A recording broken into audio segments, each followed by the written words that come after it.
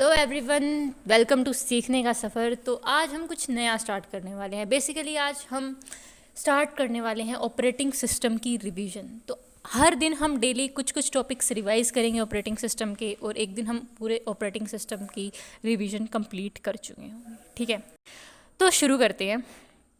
सबसे पहले हमें देखना है कि ऑपरेटिंग सिस्टम की ज़रूरत क्या है। सपोज़ हम एक एप्लीकेशन ले लेते हैं कोई भी। ठीक है, एक टिकटॉक है, एक पबजी है। ठीक है, दो एप्लीकेशन रन कर रही हैं। एप्लीकेशन को रिसोर्सेज चाहिए होते हैं रन करने के लिए, जैसे सीपीयू हो गया, मेमोरी हो गई, डिस्क हो गई, जीपीयू हो गया। विदाउट ऑपरेटिंग सिस्टम एप्लीकेशन को खुद सीपीयू मैनेज करना पड़ता है, मेमोरी एलोकेट करनी पड़ती है, डिस्क को एक्सेस करना पड़ता है। अगर हर डेवलपर ये सब मैनुअली लिखेगा, ठीक है, कि उसको कैसे मेमोरी मैनेज करनी, कैसे उसको सीपीयू को मैनेज करना है, ठीक है, तो ये बहुत ज़्यादा कोड रिपीट होगा और सिस्टम कॉम्प्लेक्स हो जाएगा। इसलिए ऑपरेटिंग सिस्टम को एक मिडल लेयर की तरह काम कराया जाता है, मतलब एक मिडल लेयर की तरह काम करता है between user and the hardware. ठीक है, ऑपरेटिंग सिस्टम हार्डवेयर की कॉम्प्लेक्सिटी को हाइड करता है और रिसोर्स को एफिशिएंटली मैनेज करने देता है। तो डेफिनेशन क्या ऑपरेटिंग सिस्टम की? It is a system software that manages all hardware and software resources of a computer and provides an environment in which user can execute programs efficiently and conveniently. Simple words में बोले तो operating system एक resource manager है। इसके major functions क्या हैं? सबसे पहले आता है हमारे पास resource management. Operating system manage करता है सीपीयू को, रैम को, disk, GPU, input output devices. Example है इसका, कोई एक ऐप है, वहीं एक दूसरी ऐप है। अब दो ऐप है, एक ऐप जो है वो सीपीयू 5% यूज़ करती है, वहीं दूसरी ऐप यूज़ करती है सीपीयू को 50%।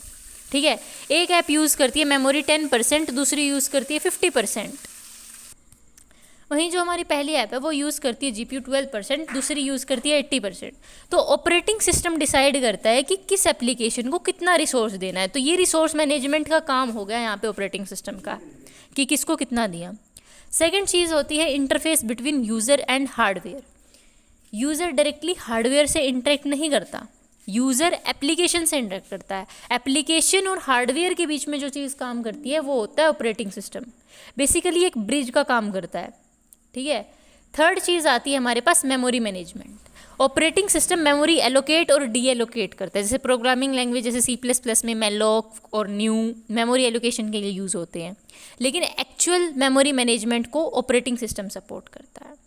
फोर्थ है हमारे पास आइसोलेशन एंड प्रोटेक्शन। ये बहुत इंपॉर्टेंट टॉपिक है। सपोज एक ऐप है वो क्रैश हो गई, अब ऑपरेटिंग सिस्टम जो है वो इंश्योर करेगा कि जो बाकी की ऐप्स हैं, क्रोम है या फिर सिस्टम है, वो क्रैश ना हो जाए, उन सबको कोई अफेक्ट ना हो। हर प्रोसेस को अलग मेमोरी स्पेस मिलता है। एक प्रोसेस दूसरे प्रोसेस की मेमोरी डायरेक्टली एक्सेस नहीं कर सकता। इसको ही हम कह देते हैं प्रोसेस आइसोलेशन, और अनऑथराइज्ड एक्सेस को रोकना ही प्रोसेस आइसोलेशन कहलाता है।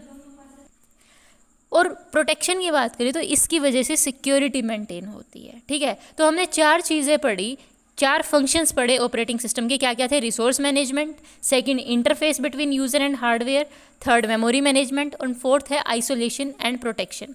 आई होप आपको चारों पॉइंट्स क्लियर होंगे। नेक्स्ट हम देखने वाले हैं कि what if operating system didn't exist, कि अगर होता ही नहीं तो क्या फ़र्क होता। देखो, अगर ऑपरेटिंग सिस्टम नहीं होता ना तो हर एप्लीकेशन को खुद रिसोर्स मैनेजमेंट लिखना पड़ता है। मतलब जो भी ऐप डेवलपर है उसको, हर ऐप डेवलपर को अपना अपना रिसोर्स मैनेजमेंट का कोड लिखना पड़ता है, अपना अपना मेमोरी मैनेजमेंट का कोड लिखना पड़ता है, हार्डवेयर हैंडलिंग मैनुअली करनी पड़ती। ठीक है, कोड डुप्लीकेशन बहुत ज़्यादा हो जाता है और डेवलपमेंट डिफ़िकल्ट हो जाती अगर ऑपरेटिंग सिस्टम एग्जिस्ट नहीं करता तो।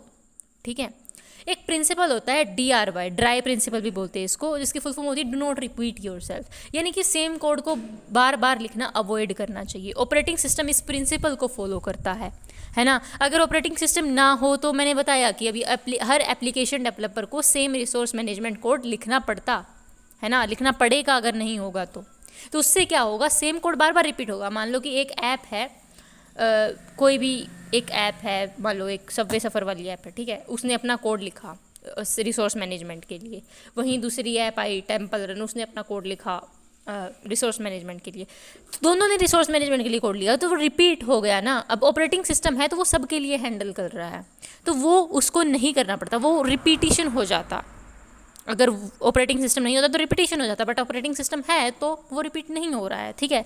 तो ऑपरेटिंग सिस्टम इस प्रिंसिपल को जो है फॉलो करता है, ठीक है। गोल्स क्या है ऑपरेटिंग सिस्टम के? सबसे पहले आता है अपने पास मैक्सिमम सीपीयू यूटिलाइजेशन, यानी कि सीपीयू आइडल नहीं रहना चाहिए। सीपीयू जितना बिजी रहेगा हमारा सिस्टम उतना एफिशिएंट होगा।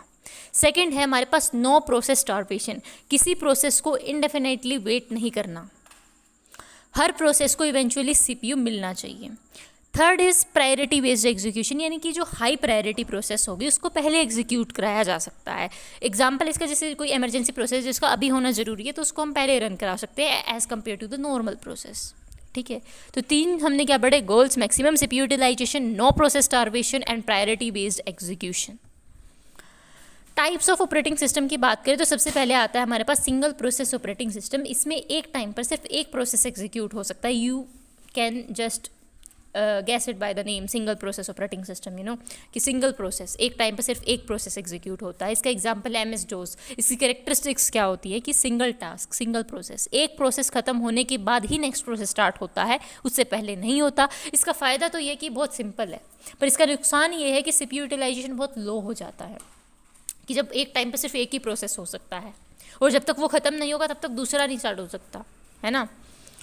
सेकेंड टाइप जो आता है हमारे पास वो होता है बैच प्रोसेसिंग ऑपरेटिंग सिस्टम। पुराने टाइम पे पंच कार्ड्स यूज़ होते थे जो मल्टीपल जॉब्स को कलेक्ट करके एक बैच बनाया जाता था, मतलब सिमिलर काइंड ऑफ जॉब्स को। इसका फ्लो क्या रहता था? यूज़र, बैच, ऑपरेटर और फिर सीपीयू।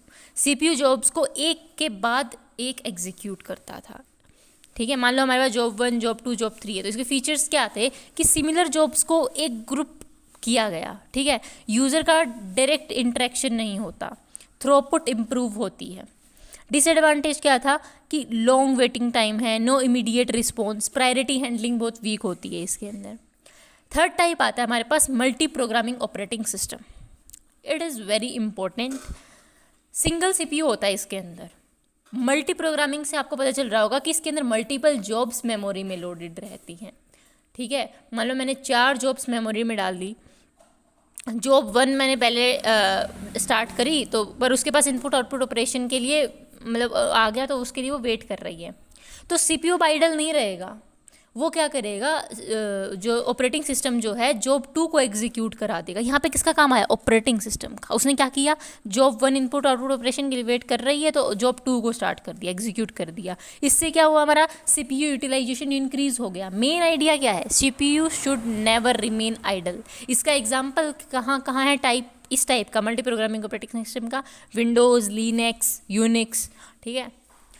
और एक कंसेप्ट आता है इसके अंदर मल्टी प्रोग्रामिंग जो हमने पढ़ा ऑपरेटिंग सिस्टम, उसके अंदर कंटेक्स्ट स्विचिंग का। अब जो मैंने बताया कि जॉब 1 के पास जब इनपुट आउटपुट का वेट लग गया तो जॉब 2 स्टार्ट हो गई। जो वो कंटेक्स्ट स्विचिंग किसे कहते हैं? जो उसको रोक के, जॉब 1 को रोक के सीधा जॉब 2 का काम कराना स्टार्ट करा दिया, उसको कहते हैं हम कंटेक्स्ट स्विचिंग, ठीक है। यानी कि saving the state of one process and loading the state of another process is called context switching.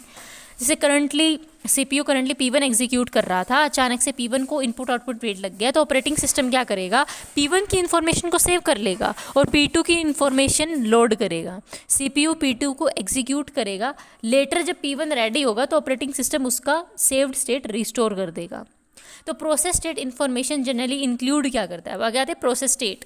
अब ये इन्फॉर्मेशन जो है इसके अंदर मतलब उसकी क्या क्या इन्फॉर्मेशन उसके अंदर स्टोर होती है, ठीक है। प्रोग्राम काउंटर, यानी कि जो नेक्स्ट जो हमारा प्रोसेस है उसका जो एड्रेस होता है वो स्टोर होता है कि क्या होने वाला है उसका प्रोग्राम काउंटर के अंदर।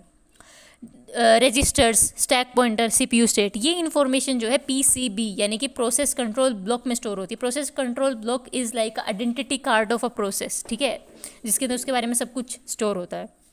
तो फाइनली आज हमने क्या क्या पढ़ा ऑपरेटिंग सिस्टम के अंदर। रिसोर्स, एक ये ऑपरेटिंग सिस्टम जो हमारा रिसोर्स मैनेजर है, यूज़र और हार्डवेयर के बीच पे एक इंटरफेस है, मेमोरी मैनेज करता है, आइसोलेशन और प्रोटेक्शन प्रोवाइड करता है, मैक्सिमम सीपीयू यूटिलाइजेशन का गोल रखता है, स्टारवेशन को अवॉइड करता है, प्रायोरिटी एग्जीक्यूशन सपोर्ट करता है, मल्टी प्रोग्रामिंग और कंटेक्स्ट स्विचिंग प्रोवाइड करता है, ठीक है। होप आपको आज की वीडियो अच्छी लगी होगी। तो मिलते हैं नेक्स्ट वीडियो में नेक्स्ट टॉपिक्स के साथ। तब तक के लिए thank you so much, tata, bye bye.